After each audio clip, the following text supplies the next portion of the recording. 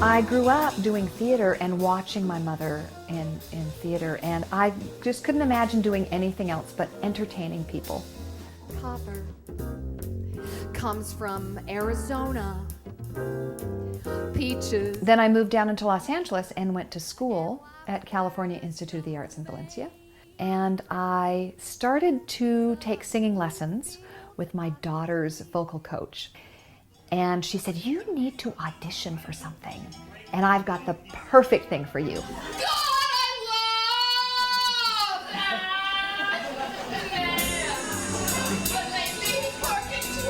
I keep meeting all these people who have helped me on this journey of singing jazz. When you hold me tight, something in my head starts reeling. And I decided I wanted to go see Paula West at the Raz Room. She was amazing. She brought tears to my eyes in a couple of her songs. And she kept saying, and my piano player, George Mesterhazy, wrote that arrangement. And they were brilliant arrangements. And I hadn't been singing that long, and I turned to my husband at the time and I said, "I'm going to go up and ask him if he'll write an arrangement for me." I said, "Well, the worst thing he can say is no." So before he even left the stage, I was up there saying, "Hi, I'm Lisa Lindsley. Do you write arrangements for other people?" And he said, "Sometimes. Buy me a drink and let's talk." I don't even remember that. But it's probably true, I'm sure. Yeah, and he said, "Meet me out in the lobby." And so we went out and we sat at the bar and had a drink or two. And we just talked, and it was like that electricity happened from the moment we I sat felt your down. positive energy, and that you have which you still have this great life force about you. And he said to me, "I'm here for 6 weeks. Do you cook?" And I said, "I'm a great cook." And he said, "I need some healthy meals while I'm here, and I get really tired of eating out. I'll tell you what, I'll write 5 charts for you. Every time we get together, if you cook me a meal, that would be great, and I'll charge you this amount of money." And I said, "It's a deal." Bringing it back Okay, to I'm going to watch your hands, so don't be afraid to conduct me, okay? The very first chart we worked on was Everytime We Say Goodbye. And I had picked this that I wanted to work on. It was my favorite Cole Porter song. And he said to me, "So, you want to do Everytime We Say Goodbye?" He said, "Not everybody can do that, you know." And I said, "Why not?" And he said, "Because people don't want to give it space. The pauses that it needs to really create something spectacular." When you're near, there's such an air. He wrote this beautiful, beautiful chart. And we spent the next 6 weeks, 3 or 4 days, maybe even more every week.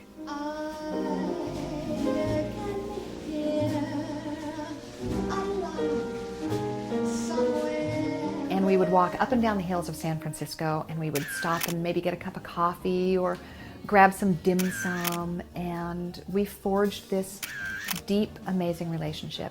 It was very creative. I mean, that was the most important thing. We could just keep sparking each other. And he said, "What are you doing on Saturday?" And I said, "Nothing." He said, "Let's make an album." And I said, "Oh, George, I haven't been singing that long. I can't make an album." And he said, yes, you can. Find me a place that has a Steinway." And he said, "Saturday we'll record." We haven't rehearsed anything. We haven't planned anything out. I didn't even know what I would record. And you said, "Bring your books." And then he said, "Oh, let's do The Very Thought of You." And I said, "Oh, okay." The very thought of you, and I forget to do the little ordinary things that everyone ought to do.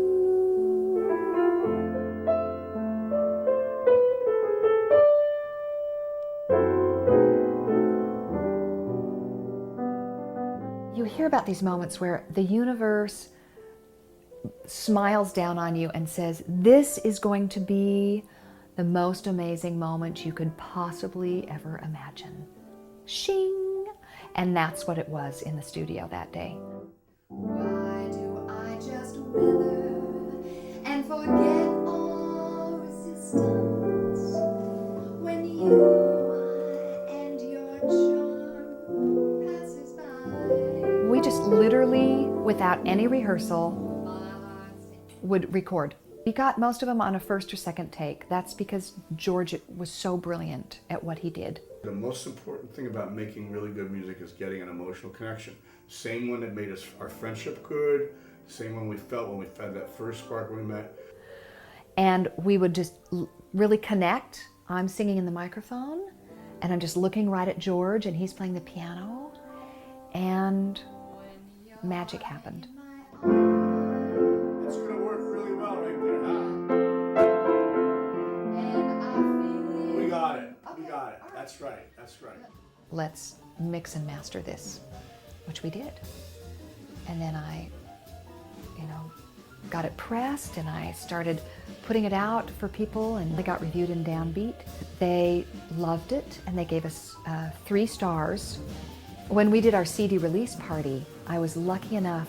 I had George on piano, of course, and Fred Randolph on bass, and then the wonderful Eddie Marshall on drums. And Eddie played long-time stints with people like Bobby Hutcherson and Stan Getz and Bobby McFerrin.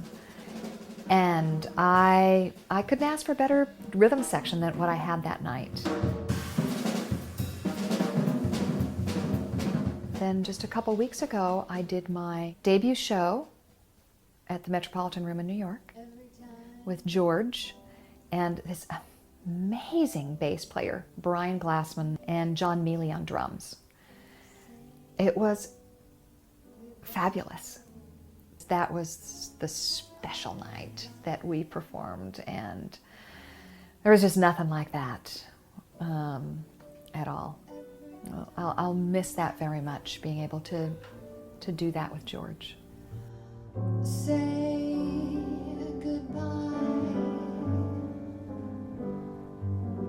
I wonder why. When George passed away about 2 weeks ago, my plans changed. George and I had just discussed how we were going to make another album. We forget that on a turn of a dime, your entire life can take another direction.